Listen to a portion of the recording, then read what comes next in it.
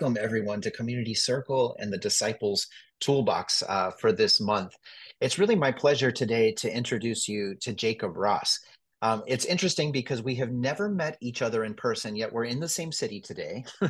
I know his parents, as my first experience going to a Community of Christ church was in Pittsburgh, and he is originally from Pittsburgh, and his mother happened to be preaching the day that I had my first contact with Community of Christ, and it was just an amazing, lovely experience. And his father came to sit with me in the pews as a guest. So just loving people who were so kind to me. And then he is a co-pastor here in Houston, the place I had my second contact with Community of Christ. Interesting enough. He also is a co-host with Ministries for Dummies podcast. If you haven't checked that out, you should check it out. It's a wonderful to hear positions and musings about the church from our youth and all the things they have to say today. I really enjoy listening to it.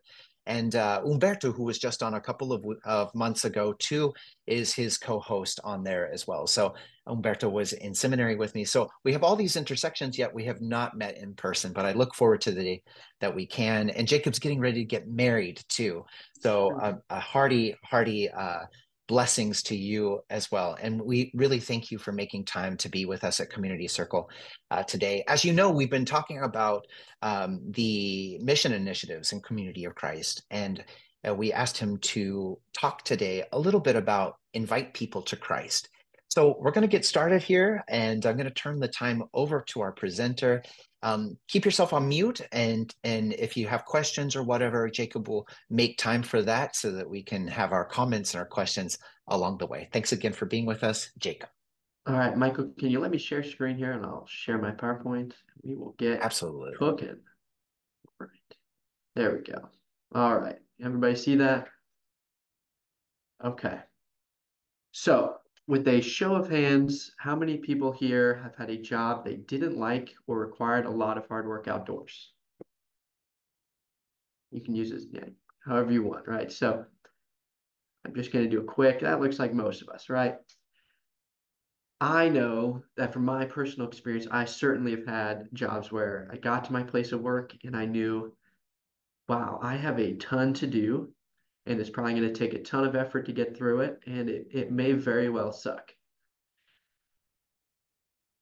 I imagine that Peter and Andrew were probably thinking something similar along the shoreline when Jesus came up to them and said the words that define Christ's invitation: "Come and follow me, and I will make you fishers of men."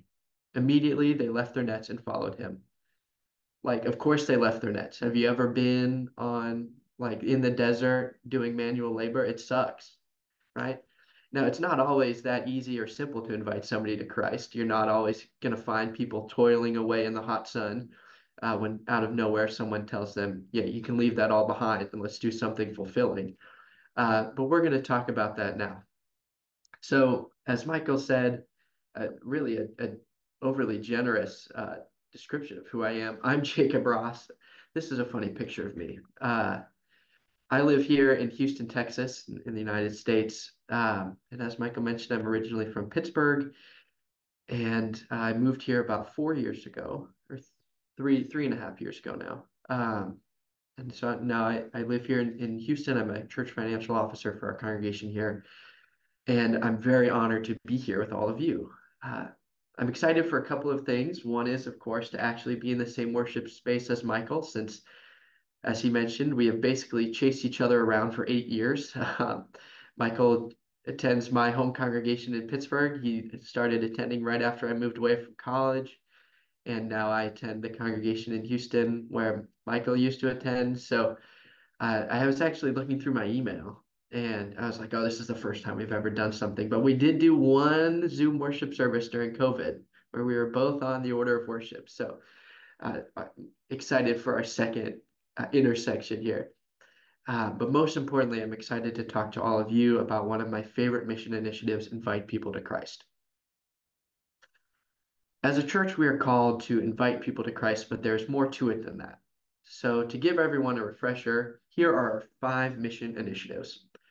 We, of course, have the aforementioned invite people to Christ. We have abolish poverty and suffering, pursue peace on earth, develop disciples to serve, and experience congregations in mission. So that's great. They're all broad. So how do we define that as a church? Our official church website definition, you can look this up online for yourself if you forget. We are poised to share the peace of Jesus Christ with those who are waiting to hear the redeeming words of the gospel. We fulfill God's ultimate vision as we baptize and confirm many new members, open new congregations, and launch the church in new nations. So where to start? I decided I'm going to start with the namesake of this initiative, and we're going to work backwards from there, right? The namesake, of course, Jesus Christ himself, who very famously told people to follow him. Now, this is an open question. How many times does Jesus say, follow me in the Bible? You can throw it in the chat if anybody knows. I didn't know, so this would be impressive if you can tell me. I'll give you guys like 10 seconds so nobody Googles it.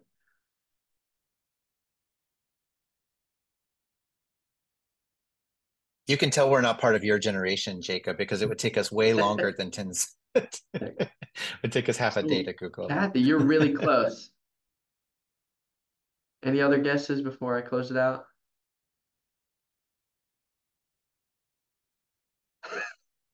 The price is right there, Michael. All right. So the answer is 12. Jesus says it 12 times. Of course, a magic number in the Bible. It's anything, there's a multiple of three. Of course, the 12 disciples, 12 invitations to follow him. So I'm going to read them all, and then we're going to talk about them because they're all different and unique in their own way. So the first one, of course, is the one I started today with, which is found in both Matthew and Mark. Follow me, and I will make you fishers of men. Right? The typical commandment. It's what everybody thinks of when they think about when Jesus says to follow them. Our second instance is in Matthew and Luke. To another, he said, follow me. But he said, Lord, let me first go and bury my father. Follow me and let the dead bury their own dead. The third time is in Matthew, Mark, and Luke. After this, he went out and saw a tax collector named Levi sitting at the tax booth, and he said to him, follow me. Then in Matthew, Mark, and Luke again, he says, if anyone would come after me, let him deny himself and take up his cross and follow me. Now, the fifth, and actually the one I recognize the second most, is when Jesus said to him, if you would be perfect, go sell what you possess and give to the poor, and you will have treasure in heaven, and come follow me. Then we have in Luke where Jesus says, whoever does not bear his own cross and come after me cannot be my disciple. In John, he says, the next day Jesus decided to go to Galilee. He found Philip and said to him, follow me. Now, this next one isn't so much an invitation as it is just a statement of fact. But Jesus did technically say, follow me in this instance. So we're all going to hear it today. My sheep hear my voice and I know them and they follow me. That's just a statement of fact, but nonetheless. Our ninth time is when Jesus says, if anyone serves me, he must follow me, and where I am, there will my servant be also. If anyone serves me, the Father will honor him. Then Simon Peter said to him, Lord, where are you going? Jesus answered him, where I am going, you cannot follow me now, but you will follow afterward. The second to last time, of course, is really basic. And after saying this, he said to him, follow me. And then finally, Jesus said to him, if it is my will that he remain until I come, what is that to you? You follow me. Now, some of these are familiar. We recognize names, we recognize lines about sheep, lines about, the rich must sell all their possessions.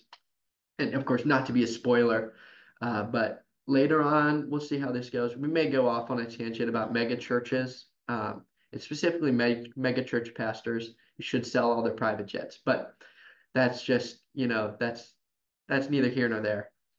Um, but some of these are familiar, right? We recognize when Jesus invites Levi to follow him, and we are reminded that, Jesus calls all of us, regardless of course, tax collectors, were even more hated than they are now in Jesus's time.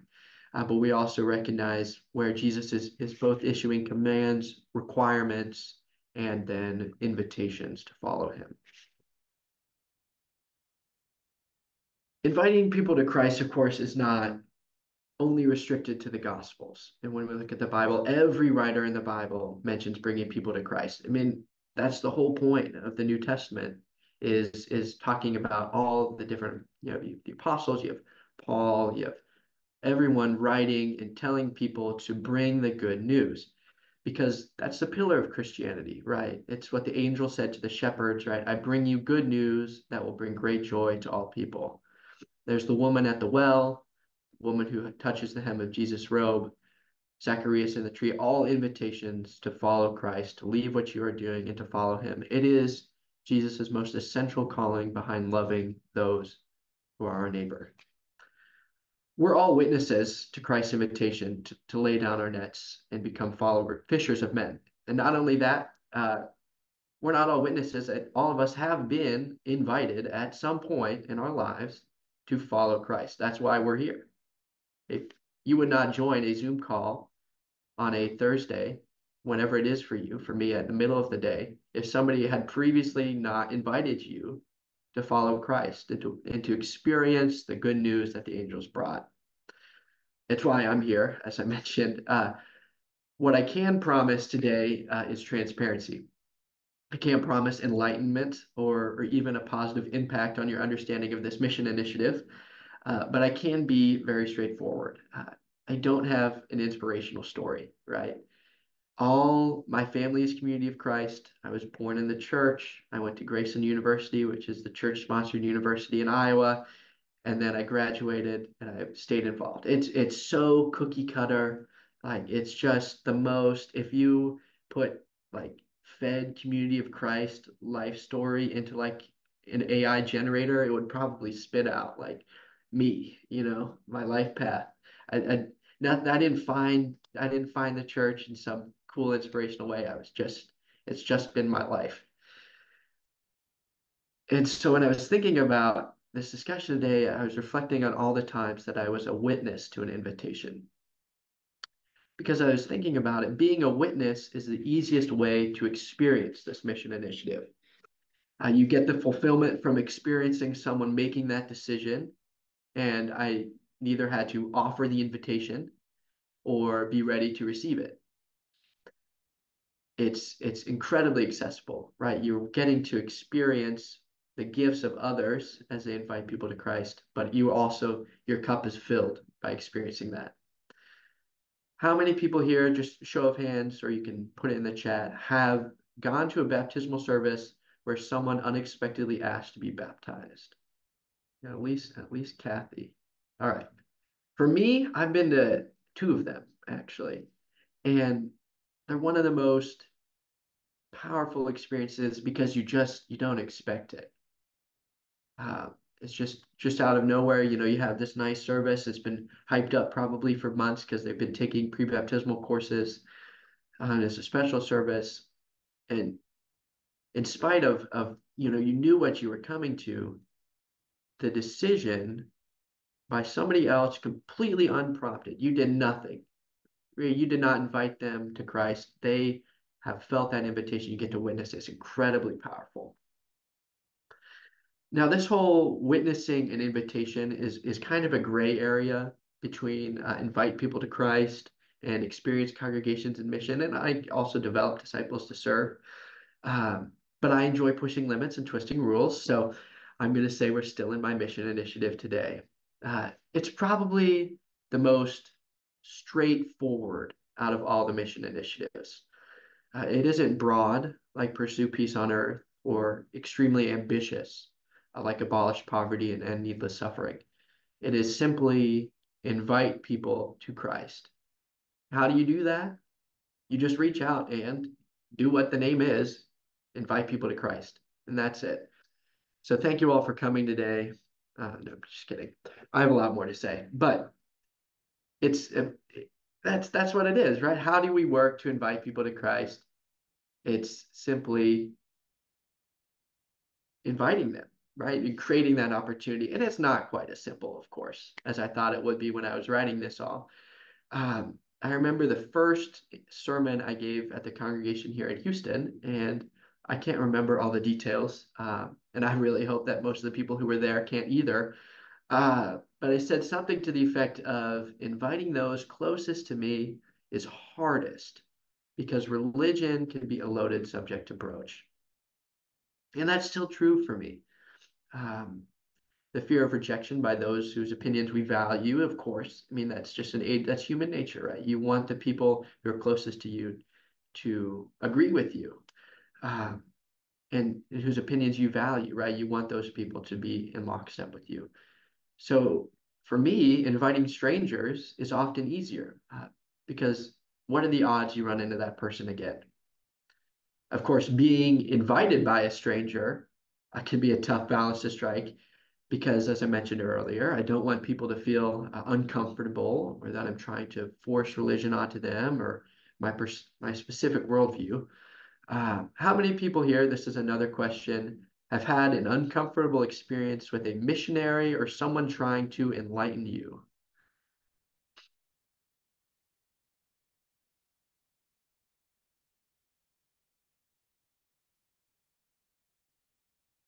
I have. I've had a couple of them. Uh, so I went to Iowa State University before I went to Graceland. And Iowa State had what was called the Forum, which was on the area that used to be the old Quad by the library there was a free speech space. And we had a lot of individuals who were of various Christian faiths who would go there and spread their viewpoint. Not always I would align with God's love, um, certainly a lot of God's hate. Um, it's not just, it wasn't just Christians either. I had a couple weird interactions with some Buddhists in college. Right.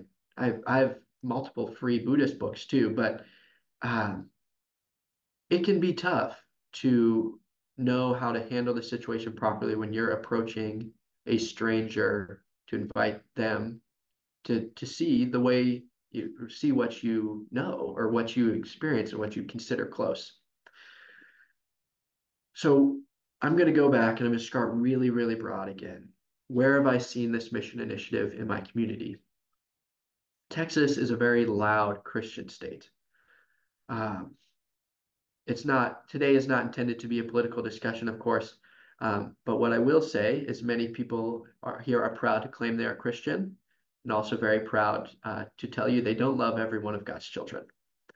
Uh, and it's an interesting place. Of course, Houston being the fourth largest city in the United States and probably the largest concrete jungle in the world, we have a lot of highways. We have a lot of billboards on those highways.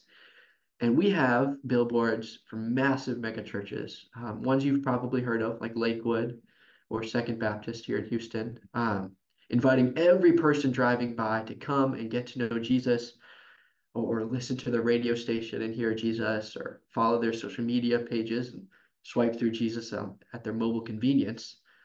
And certainly these people are all inviting people to Christ, right? It's, that's an invitation. And I can I could go down that long winding trail where I share my opinions on megachurches, but probably not particularly relevant.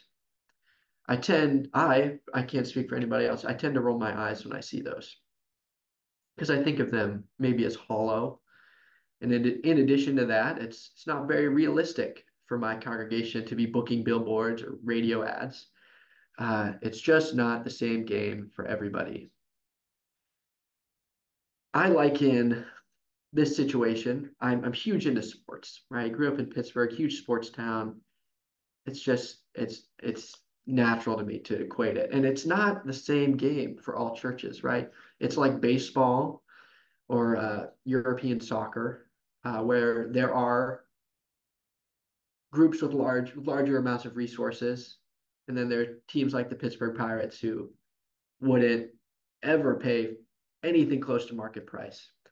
Um, and so, how do we invite people to Christ in an environment dominated by loud and just brash invitations to Christ in places that we cannot engage?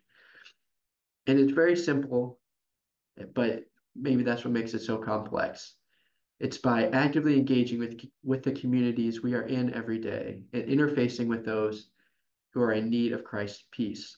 I think what's hardest for me when I think about inviting people to Christ is putting myself in situations where I am meeting people who are in need, right? Because those situations are hard.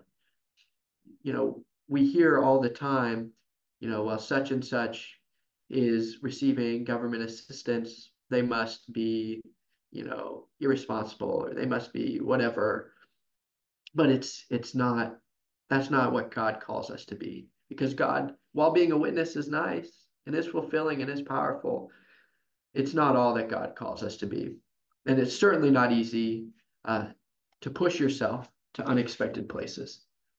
All right, so I'm going to play this YouTube video, and it's a Mr. Bean video. So hopefully you guys are familiar with Mr. Bean. Let me share this video and also my audio sound. All right, I'm going to watch this video with me.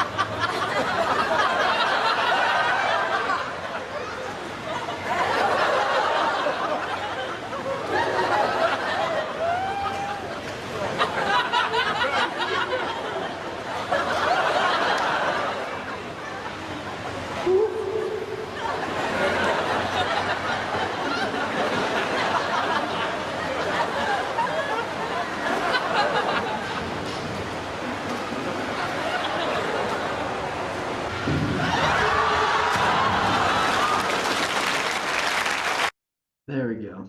All right, I hope you all enjoyed that video. I promise it is relevant. All right, how many people here are afraid of heights? Me. I'm really afraid of heights. Uh, I do well on airplanes, but heights is just something for me. Obviously, I find this video hilarious. When I was a kid, my dad had all the Mr. Beans on VHS. We used to watch them all the time. So when I was thinking about pushing yourself outside your comfort zone, this was immediately the clip that came to mind for me. Besides just being hilarious, of course, Rowan Atkinson, phenomenal. Mr. Bean is many things in this clip. He's prepared. He's wearing a swimsuit. He knows exactly where he's going. He is in the swimming pool. He's right. He is prepared. He knows what he's getting into. He's excited and ambitious. Right? He didn't take the low dive. He snickers at the low dive when he goes up. Right? He's going all the way to the top. But just as it is for any time you encounter something new and challenging, it was still terrifying for Mr. Bean when it came time to jump in. And eventually, he needed someone else in order to help him finish what he came there to do. I know that for me, it's not always somebody stepping on my hand to get me to jump into the deep end, but sometimes it takes a push to follow the calling, right? When you're going and you're doing something outside your comfort zone, it takes a push because we know that those situations are uncomfortable. It's why they're hard. It's why, God doesn't call us to sit on the couch, right? God calls us to be on the streets. And as Michael really plugged it earlier, but I do this podcast, right? And Michael very generously put that on the flyer for this event, like anybody would care or know that reference. But about a year ago, my good friend Umberto Tinsman asked if I would be interested in doing a podcast with him. Um, Now, on the one hand, I find it very challenging and borderline uncomfortable to broach religion with my peers outside of Umberto, right? We did an internship working for the church together. We had that rapport. But I do love to talk, and I am a young white man in my 20s, so I was pretty sure that meant I had to have a podcast. That's basically a requirement for me to fit in, you know. So I was like, all right, let's do it. Let's start a podcast. What are we going to call it?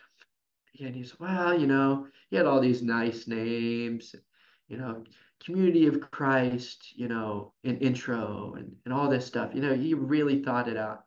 And I said, let's do Ministry for Dummies. Of course, playing off of the For Dummies book series. And much to our surprise, that is neither trademarked or even one of the For Dummies series. It was magically available to us. So we said, all right, let's do it. What's our goal going to be? Well, let's see. We want to be an engaging podcast, and we want to target people who are somewhat familiar, but not entirely familiar with what the church is. Uh, and that's kind of a hard thing, right? People aren't on Spotify Googling, looking for churches, right? They're not on Apple Podcasts looking for churches, but what they will do is Google. And we decided, well, if they're looking up for resources, maybe they will find something related and then go look at it, right? So we're like, okay, people will find us. And so for the past year or so, we've been doing a variety of things, covering everything. We ranked every single campfire song we could think of about a month ago. Um, I had a couple controversial opinions there, actually. Some people really didn't like our rankings. I thought they were great. I also did them all. So you can go listen to that podcast. It's still camping season, right? Spectacular's going on right now as of this recording. So it's still camp time. You can let me know. But if I had to categorize our podcast, I'd say that we want to fall somewhere between develop disciples to serve and invite people to Christ. Uh, I guess before I go any further, has anybody here had the misfortune of listening to our podcast? Michael has. All right, good. You've all been mercifully spared. Don't listen to the first episode. It's terrible. We had no idea what we were doing audio wise. Just skip it. Pick a topic that sounds appealing to you or a guest that sounds appealing and go there. Just as a shameless plug, we have had some guests on. We've had Apostle Dave Neaty on. That's a very good episode if you're interested. We also interviewed President Prophet Designate Stacey Cram about a month ago. So you can go check that out. But the interview that I'm going to talk about is we interviewed Larry McGuire, one of the presidents of 70 for the church, also the nephew of one of the ladies who goes to my congregation here. Um, I've known Larry forever, right? My dad was a 70, Larry was a 70. He probably met me when I was like 3, right? I've known him forever. So we have him on and we're talking. And eventually he gets to the point, we're like, well, Larry, you're a 70. What's a 70? Well, if I'm going to boil it down, it's the people who are tasked with spreading the gospel and inviting people to Christ. That's why you, of course, came to mind when I was thinking about, well, who have I talked to about this before? Who am I going to get ideas from? So I think of Larry. And hopefully that's a good introduction to what a 70 is for anybody listening to this who is totally unfamiliar. Why are we naming people 70s? Jesus sent the 70. Well, or was it Paul? I can't remember that. The 70, right? We're responsible for that. And he had a lot of interesting things to say. But the one that stuck with me is something that I feel is especially important and pertinent. It's a reminder that churches are a community and not just a place for worship.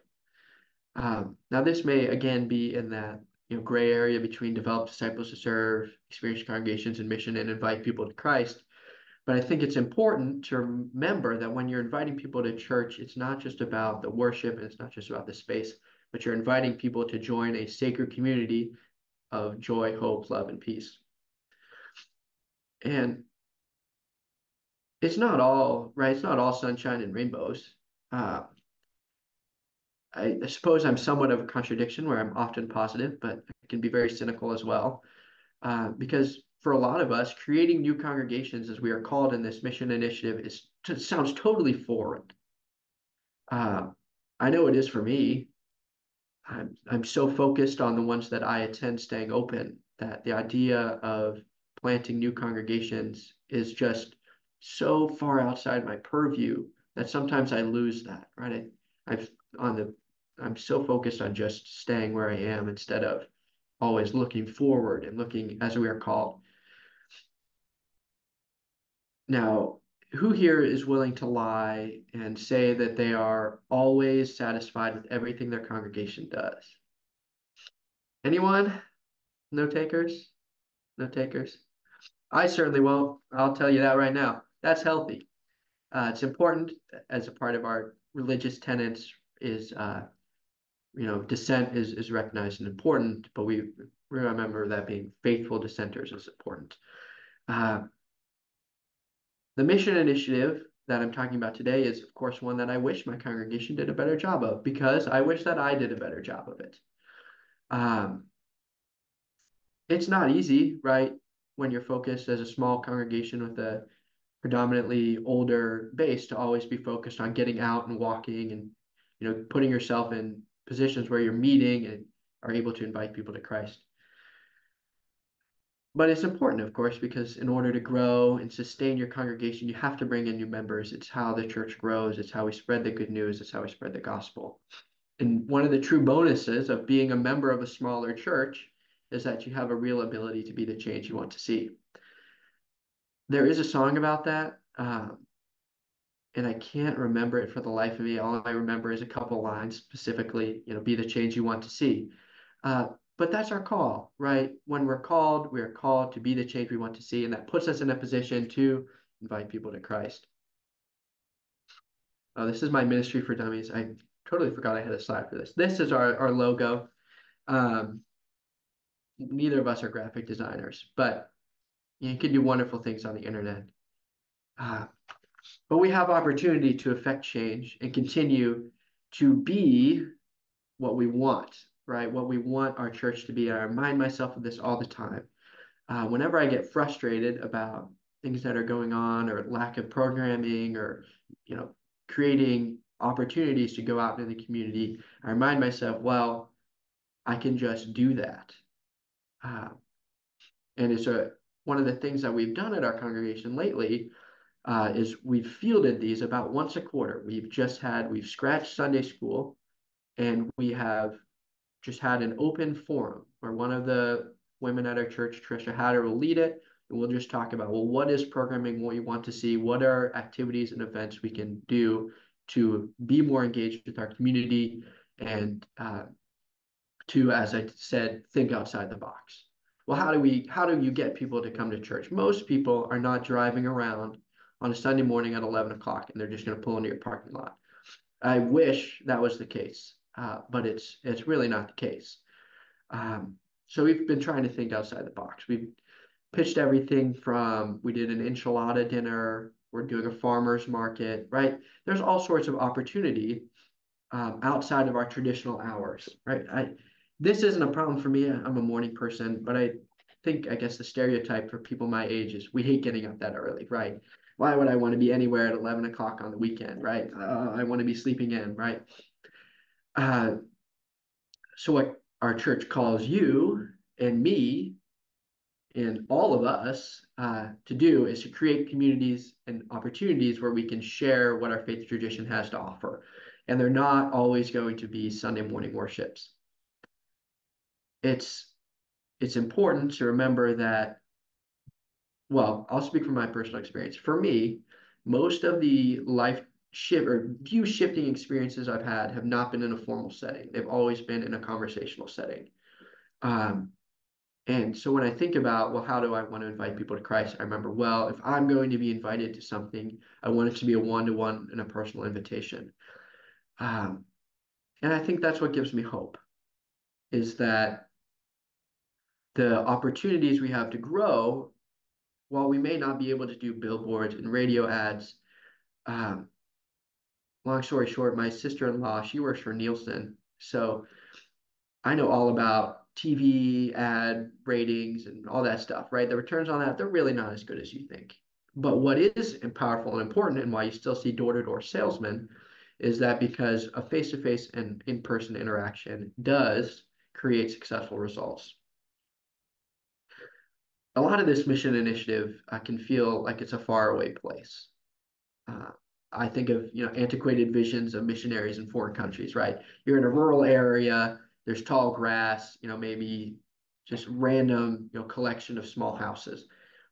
But that's really not where most of us, really almost all of us are called, right? We have, as a church, we have people who are responsible for, going into places where we do not have a church presence. But for most of us, where we are called to follow this mission initiative is a community in which we live, because God has put us where we are to follow his calling and to create those sacred communities of joy, hope, love, and peace. I was paranoid as I was writing this that I wasn't going to do a very good job explaining it. So I'm going to summarize what's most important to me about the mission initiative at the end. So maybe if we clip this ever for social media, I'll be able to just grab about 30 seconds. It's hard and it is challenging to be the person who puts yourself in positions with people you do not know, or even maybe more challenging to put yourself in positions with people you do know to discuss what can be a very intimate and personal relationship that they have or do not have with religion. But that's exactly why God has called us to do it. There's a line from Vacation, uh, the movie, where it's, if the shortcut was easy, it would just be the way. And I find that incredibly powerful, right? Because it's true. If the best and most direct way to get there was easy, it would just be the way to do it. And ask the Donner Party how that goes. But it's important to remember that as we're interfacing with those who we know that God has called us, and we know because of our personal experience that invitations to be and to interface with Christ can be powerful and life altering. It's why we are here. It's why you are potentially listening to this, because God has called you and all of us to be members of Sacred Community. All right, now I have a few questions. Now, Michael, I don't know if you want to unmute, or maybe that's too chaotic, but I have a couple questions. Now, I was assuming most of you were in Europe, but I don't think that's the case today. So here's what I'm going to say. Most of you, though, are not in Independence, Missouri, so I can't ask you this. In locations where congregations are spread out far and wide, I mean, I know for us in Houston, it's about an hour and a half, or well, an hour to the closest congregation. So in places where your congregations are spread far and wide, how have you witnessed community be built in new places?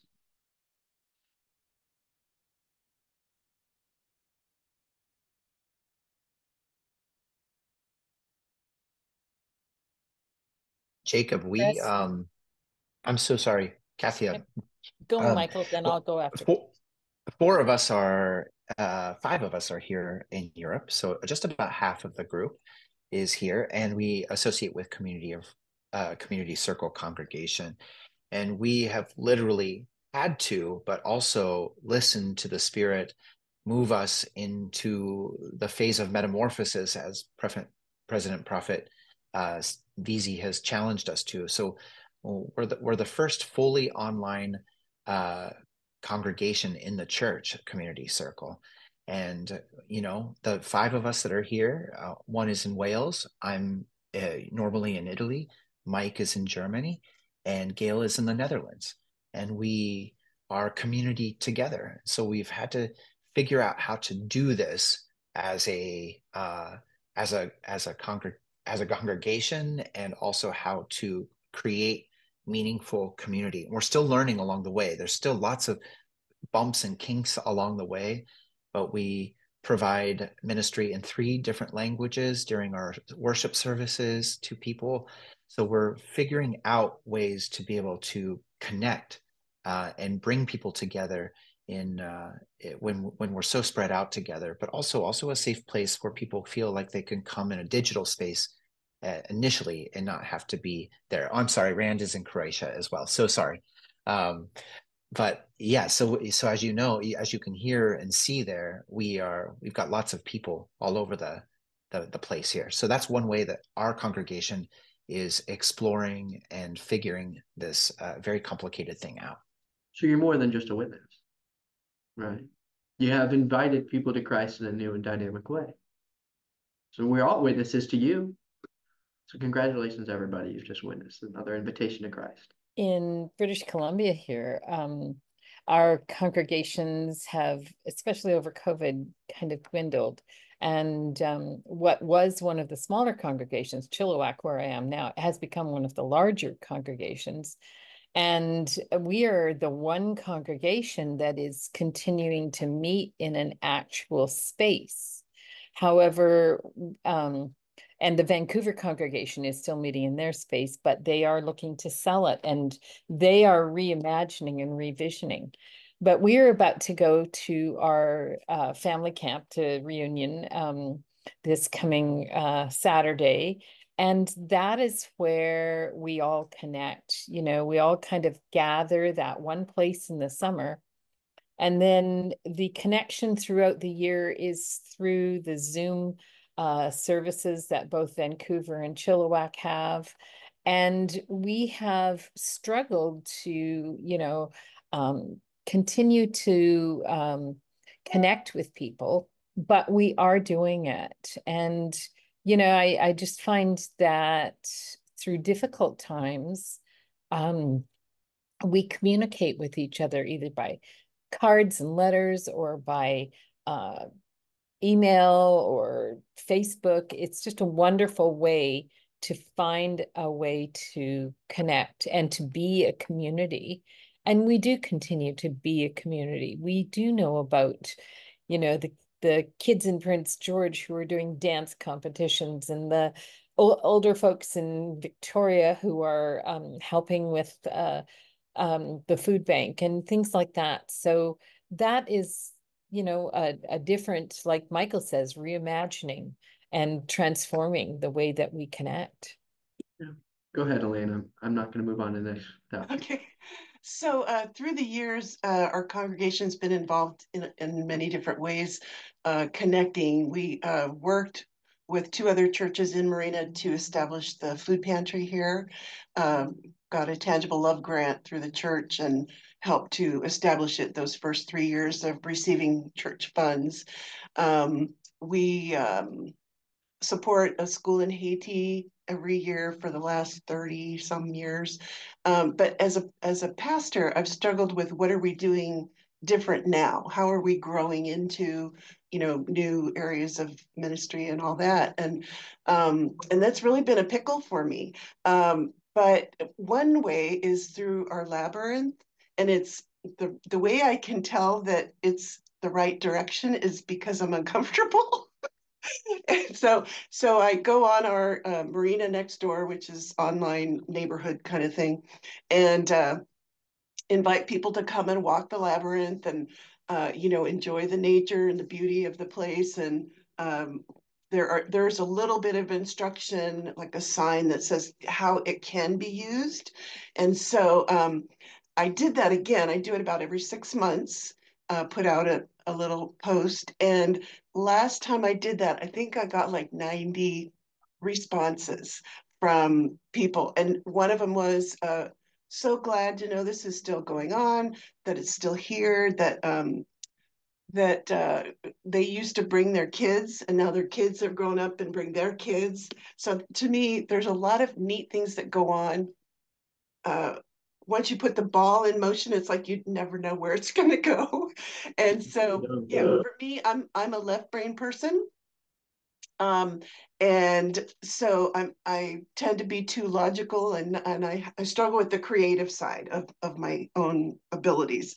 So anyway, this is one way that we reach out to the community community. And it's not that we ever will see these people necessarily, but we provide that space and that opportunity to be in nature, to enjoy the property. One lady said, "I'm so glad you posted this because I didn't want to trespass. And I didn't know if everyone, was invited to use it." So I thought, that's good, to continuously kind of remind the community we're there. And we dedicated it, with a service. I think we've had it for, I want to say like almost 20 years now, but during COVID, it was very, very helpful for people. It was used a lot. People needed to get out and, stretch their legs and, wave at people from a distance, that kind of thing. So that's one thing, but I'm praying all the time. What new thing is around the corner or maybe right in front of me that I don't see yet? And so I'm trying to be open. Absolutely. Well, I'll pose one follow-up because I can see we're almost out of time. So I don't want to push Michael too far here. But my last question is, how does your congregation invite people who find you organically to stay engaged? Because I know this is something we struggle with in my congregation, right? People walk in, but how do we stay engaged with those people once they show up once or twice in Michael's case? I can respond to that, Jacob. Um, I think a lot of it is, and I suppose this is a little bit easier when things are fully online because I think there's less anxiety when you're just sort of texting someone, or on a video call. But I think it's sort of genuinely being interested in who they are and why did they decide to come in that day, right? And start from there, just like, oh, how did you find us, you know? Um, and starting from that point and then just being genuinely interested in kind of where they're coming from and what they're interested in. Not like being overly pushy or overwhelming, but like gauging kind of where they are and why they're here. I think that that's a good starting point generally, is just be curious. I'm not too worried. Yeah, I agree with you, right? I mean, it's important to not suffocate somebody, but also to show genuine interest, right? And we care about you, we're excited you're here. Um, yeah, I think that's incredibly important. Well, I just want to say I, thank you again. Oh, I didn't mean to cut anybody off. no, I was just going to say it's about building relationships with people. Mhm. It's not Absolutely. just about, throwing out an invitation and saying, well, they don't want to come.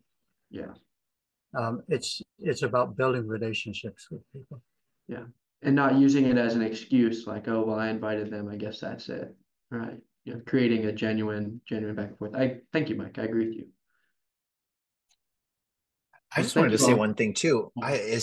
If we create an opportunity for people to either organically or just be invited, it's always so strange when we think about when we get really nervous about inviting people either to church or to an activity or something like that, where we get really self-conscious.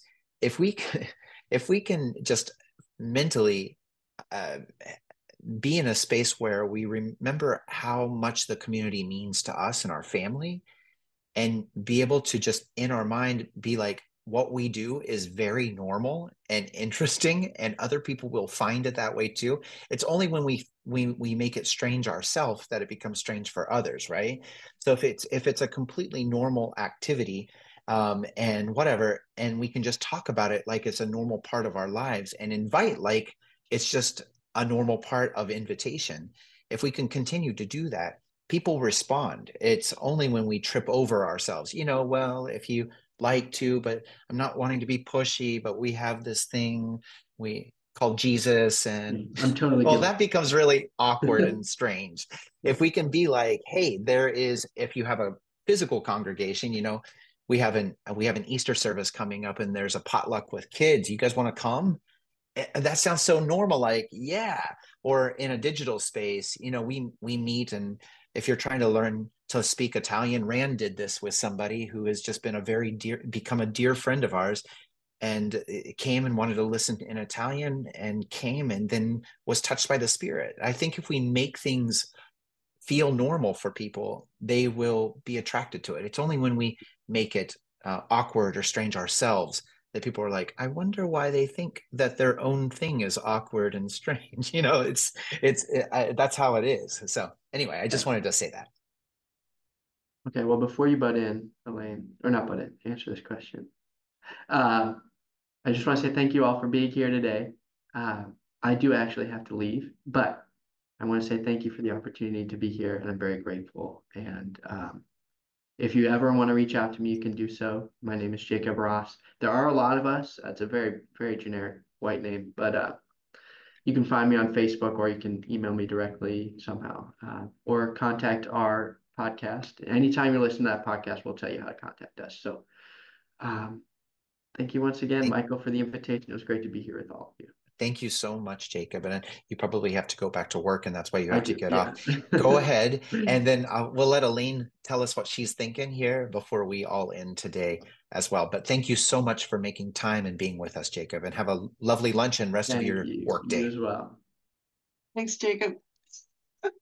I just wanted to say one of the best experiences I had as a convert to the church before I joined the church was I was invited to a women's retreat.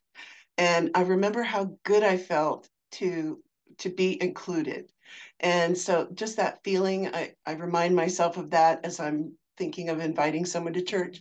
And the other thing is, I also have the same nervousness about inviting someone to dinner at my house. So I know it's a me problem. It's not that I think the church um, is going to disappoint or not be something special for that person, but for some reason my ego gets in the way. I just need to get out of the way. So that's all I wanted to share. Thanks, Elaine. Yeah, I think oftentimes we over guess ourselves, and I think that's what it is. And how many times we felt very special by people inviting us to the table, whether that's in their home or at church or something like that. We all know how vulnerable you have to be to invite somebody, because you have to expect also the answer could be no, and that can be wounding. Sometimes you don't understand why, or you think, oh, was I foolish for inviting, or such things. But we have to remember also the times we've been invited and we accepted, and what those wonderful experiences were like, or the times we've been invited and we've said no as well. So we have to kind of think about it in that kind of way. So thank you so much, Elaine. Thank you, everybody, for being with us today. And once again, we'll be announcing soon who will be our September presenter. August is vacation month in Europe for us. And so we also take off a month of ministry from Community Circle so people can see their families and travel and just be a little bit. So we'll see you in September, but expect an email from me and other information. And I will start to get some of these videos up online too during my holiday time to get them edited and up on our YouTube channel as well. But God bless you all, and have a lovely, lovely rest of your day.